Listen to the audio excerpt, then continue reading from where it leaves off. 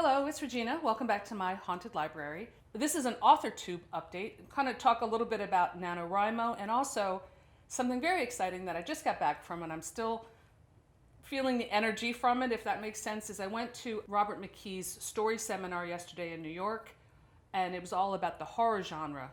So I'll talk about that a little bit. So as far as Nanowrimo, I have started a Nanowrimo project. It's a horror story that I'm calling it Ho Ho Howl. I even have this kind of weird cover that I bought pre-made. Sometimes I just buy crazy covers and write stories around the covers. I don't know if I'm the only person who does that, but I find it can be sort of its own visual prompt. But I like this Santa Claus werewolf, so I thought I would write a Santa Claus werewolf story. So it's kind of taking shape. I know I'm way behind because I've only written a little over 6,000 words, but I'm going to try to catch up. This month has just been very busy at work, and then doing this seminar yesterday was an all-day affair, so I didn't get any writing done. But I've been enjoying connecting with some of my writing pals and some YouTube friends like Matt from Paperback Junkie and Steve Donahue and a few others that I've been communicating with, and it's kind of fun to do that. I've never done that before for Nanowrimo and got into the buddies. So that's kind of fun. They're way ahead of me, but I think I'm going to get a little bit of a chance to catch up sometime this week, so we'll see. So that's Nanowrimo, but I'm not putting a lot of pressure on myself. Even if I start a story, I think that's a good use of that time and kind of to do that, because for some reason November is always a bad month for me in my job. But back to the Robert McKee seminar. This was a really great experience. I'm back in August when I saw that he was doing first of all, I always wanted to take a story seminar, going back to when I first learned about him, back probably when I watched Brian Cox play him in Adaptation, that great movie with Nicolas Cage.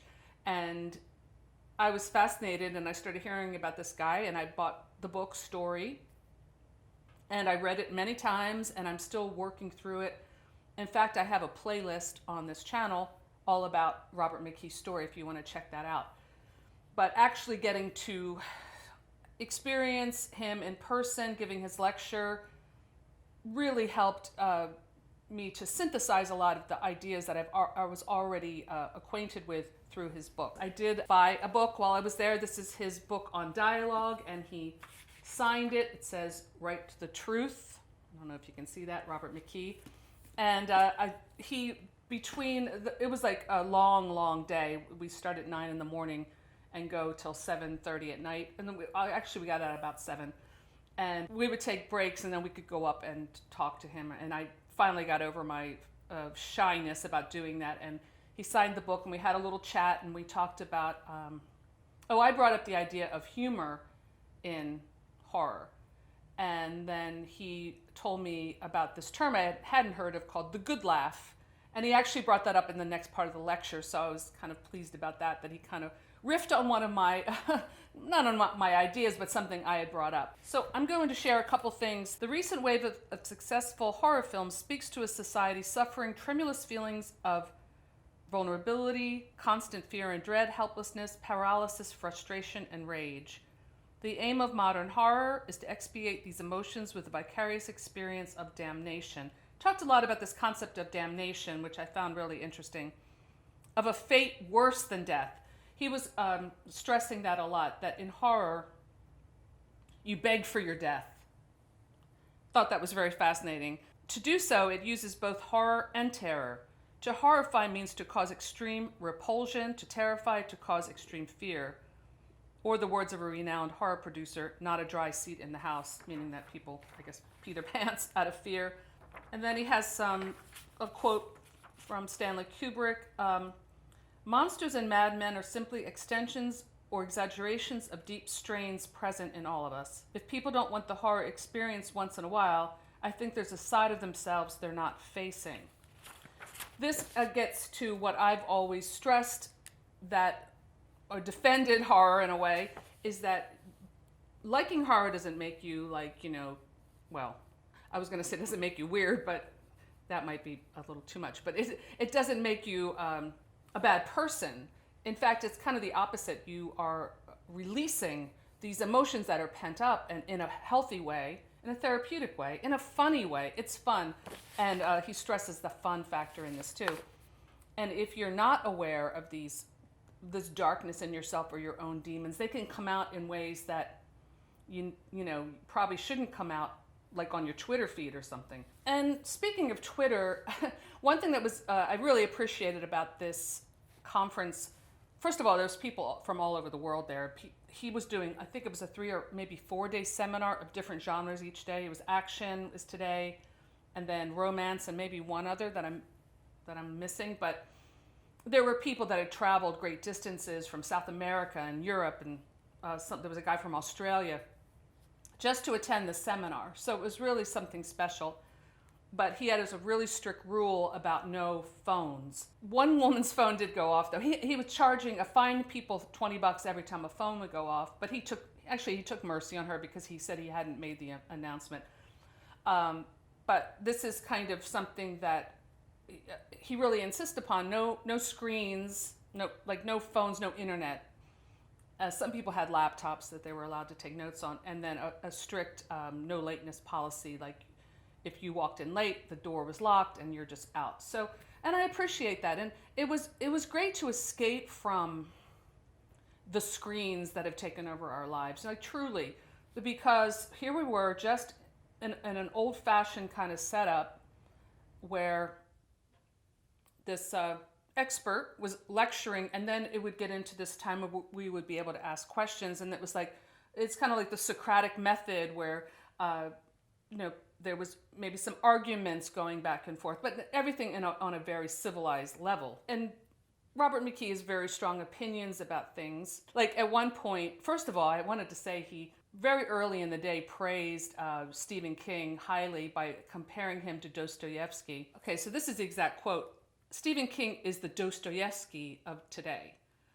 But he also added, and I don't remember the exact words, but he wasn't going to get that kind of recognition because he has the stain of horror, But boy, that's high praise. He did not have very high praise for Steven Spielberg, and he, after he was goaded by one of the audience members, he did go off a little bit talking about how he, instead of really tapping into emotion, Steven Spielberg is more about sentimentality, which I always felt that way too. Although I do like some of his films, I know what he's saying, and I agree to a certain extent. So getting back to the whole no screens thing, he called the age we are living in now the age of stress. And I think that's very true because, just like I said, going through like a Twitter feed, and I am not that active on Twitter, frankly, because I'm like kind of afraid. It feels a lot like, like the scaffold scene in The Scarlet Letter, where people are being, called out and pilloried, and I don't know. I just don't. It does not make me comfortable, but I do. I guess I'm sort of morbidly fascinated, but that also causes stress, even if you're passively observing certain things going on. So I was thinking about that, and there was a relief from that stress by being in that space and just kind of being with just some ideas, about art and literature away from this, I take periodic phone breaks and internet breaks, and when I do my retreats, and I think it's very healthy. I highly recommend it. And sometimes, you find yourself getting caught up in some drama that has nothing to do with you, that you should never insert yourself in, and you just need to step away and be like, well, this is not about me. So back to this, he talked a lot about the pleasures of horror, the model for survival. Many horror films present an allegory of human traits: release from the repressed, confronting your hidden nature, release from fear. The greatest fear is the fear of the fate worse than death. And that's definitely true in some of these movies, torture porn. He mentioned that, not favorably, and I'm not a fan of that either, but just the imagination of what could happen is worse than what actually could happen or does happen. So release from social suffocation.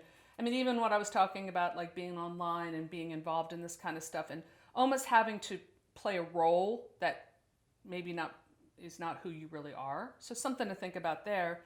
Being like in an office situation or any job situation, there is a certain social suffocation going on.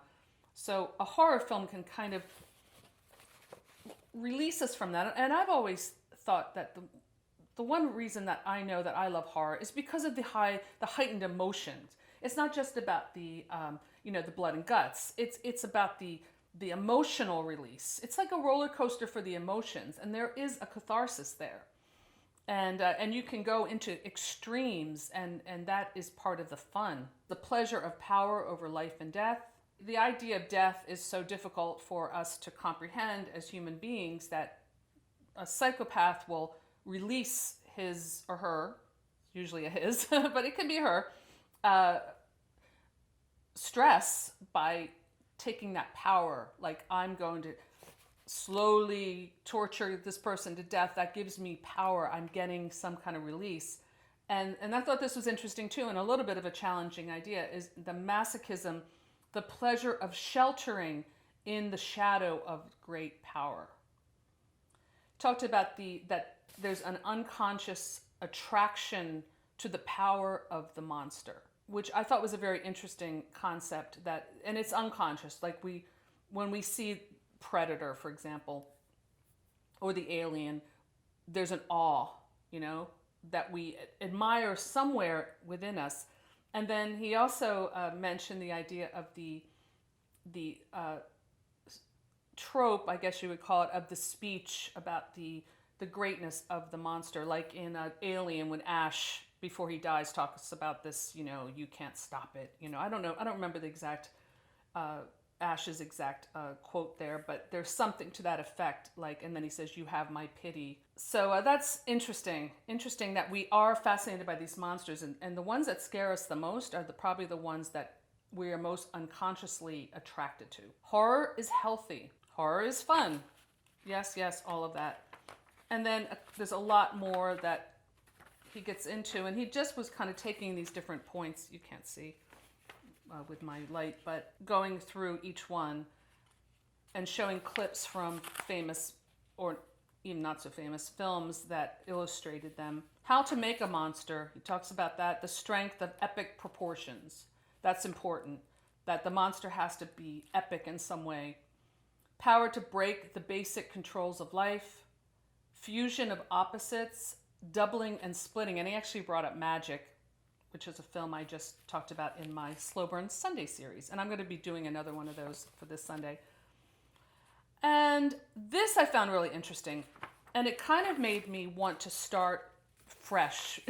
Well, even though I'm 6,000 words into my NaNoWrimo project, this made me want to scrap everything and just start over. Maybe I will with the next book. The 3 basic story patterns. The serial pattern, repeated attacks on a group whose members are distinguished by various traits such as cowardliness, recklessness, or intelligence.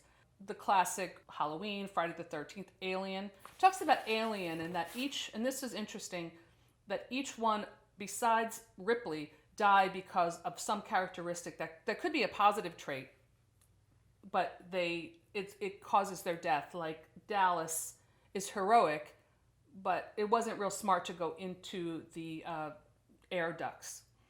Parker doesn't want to kill the creature because Lambert's right there, so his compassion for Lambert gets him killed. And all these different examples where Ripley was smart enough, strong enough, scared enough, cautious enough, and determined enough to outsmart the alien in the end. The confrontation pattern, the monster's existence is established by an early attack. Talks about Invasion of the Body Snatchers, The Exorcist. He did a lot of examples from The Exorcist, and we watched some clips from that. The Faust pattern. While the confrontation pattern critiques science and authority for its blindness, the Faust pattern attacks science for its mad desire for absolute knowledge and power.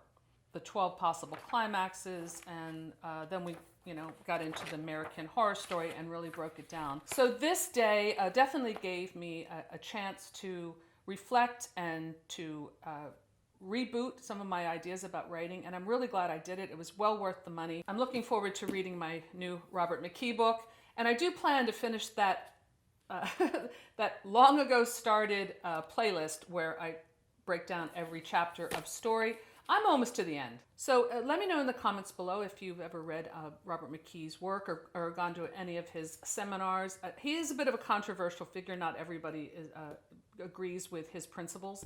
But I think I got a lot out of this, and I could tell just from the enthusiasm from the other writers in the room that he had a very apt audience, kind of drinking up and absorbing what he had to say. So I got a lot out of it, and I'm glad I did it.